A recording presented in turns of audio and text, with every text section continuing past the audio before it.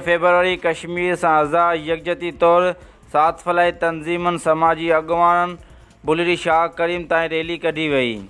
Rally में समाजी अगवान साफ़िन शेरिन मोजिज़ रईस अली नवाज़ रिंद, कौमी एताद अगवान ज़ाहिद खान रिंद, रईस जुल्फ़कार अली रिंद, हाई स्कूल अब्दुल रहीम कातिया जी head master Abdul Rashid Soomro, high school Bulri Shah Karim जी हेड मास्टर नूर मोहम्मद खासकेली, वापारीन अगवान हाजी इस्माइल मेमन, पीपी हारी कमेटी के ज़िले सदर शौक खान रिंद, पीपल्स यूथ के तेलके सदर उरफान अली जत, अरबाबुल्ला बचायो खोसो, लेखा खान अब्बास ऐं शिरकत कई।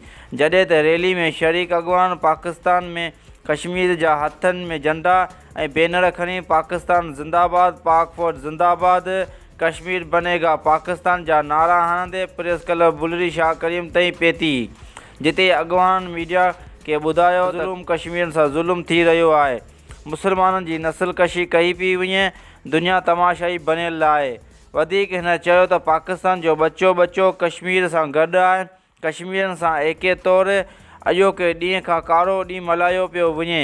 आख़िर में कश्मीरियुनि भाइरनि जी सलामती लाइ दुआ पिणु घुरी वई।